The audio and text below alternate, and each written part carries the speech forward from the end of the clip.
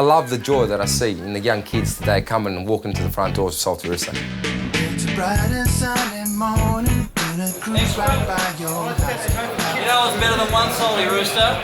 The second one. Any other team will tell you, and any other management group for a team will tell you there's usually a lot of food lying around, but not with the Salty Rooster. There's nothing left. It's a family recipe that's generated from Greece, and finally I had to steal it some way, somehow, off my grandmother. Oh my God, I love Salty Rooster burgers. You can see all the advertising for the other people, but when you get into their stores, the product does not live up to the advertising. Well, Jimmy's does. Mothers walking in with their children, you know, looking up at me in my eyes and actually saying, "Oh, can I please have a little rooster?" Now, that is unbelievable.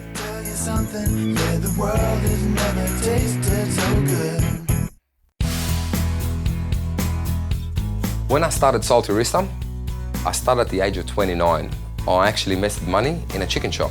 And over the period, I introduced more burgers and more flavours and more countries. Well, when I was putting this menu together, especially with all the flavours, what I was trying to do is capture on every burger a flavour from a country. The success of Salty Rooster in the first store at Narrabeen was achieved so fast over a period of 3 years that Jimmy even had enough capital to actually then open his second store.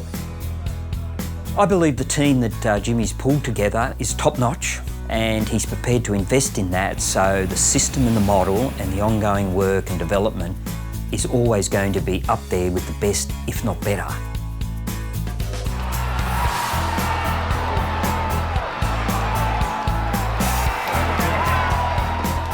In 2007, the strength and conditioning coach for the Manly Sea Eagles NRL club walked into my store. For 5 years now, you know, before matches and after matches, we've always had Salty Rooster refuel us. If we're travelling to a match, we travel by bus, or even if we're going to the airport to fly, we like to feed the men because obviously these men have to eat several times a day. And so what we do is we call Jimmy, we order in our Salty Roosters, we order in 40 or 50 Salty Rooster burgers, and that's what we'll eat before we actually get to the plane or to the game. And then after the matches, we would have arranged with Jimmy again, and all those Salty Rooster burgers will be brought back into us after the match for the boys. To get that right, it takes a lot of planning from our side of it. And that comes down to the way we keep our kitchens. How it's maintained, how it's preserved, and how it will be delivered on the premises or on the buses or after the game tour. A big jockey's going to take two.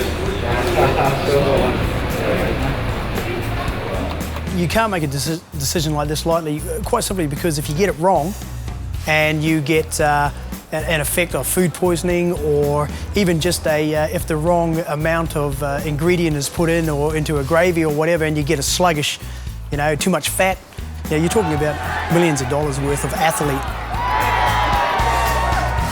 We've never had any problems. We've always had the very best quality in food. We know that it fuels them to get through very intense training days. The key is the chicken with a marinade that actually gives you all the flavour that you need. And the most important thing is it gets cooked as ordered. All the ingredients have been cut freshly every day, so the lettuce, the tomatoes, the cucumbers, even the cheese. The mayonnaise has been picked very carefully. It gets made overseas, so we import it into the country. It's made out of soybean oil, which is very nutritious.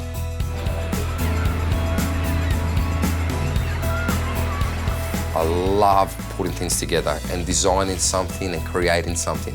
But to get that vision across, especially where I want to go in life, I need professional people. In working on McDonald's from an advertising perspective and close relationship with the franchisees over many years, and starting and working in a franchise model like Gloria Jean's Coffees, you learn a tremendous amount.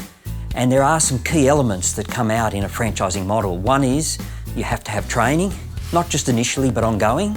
Secondly, you have to have consistency in your product where it can be replicated right out. And thirdly, you have to get the right franchisees. The success of any business model relies heavily on repeat business.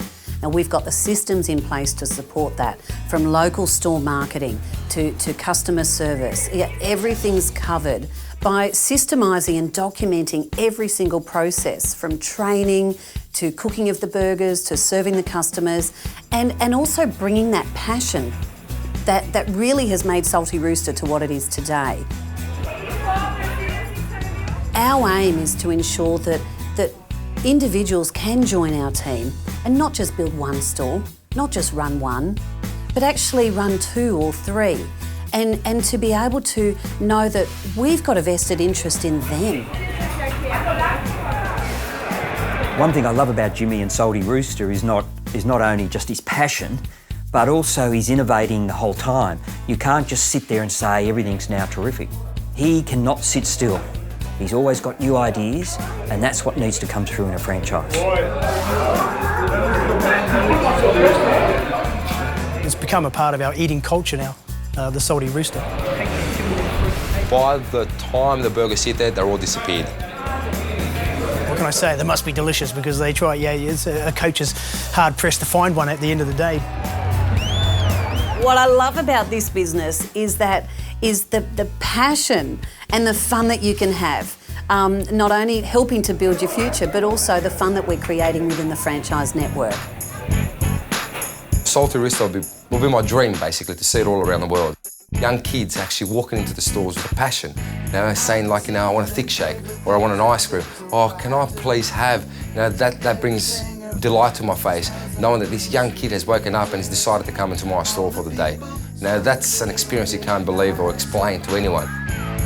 Something that the world has never tasted so good.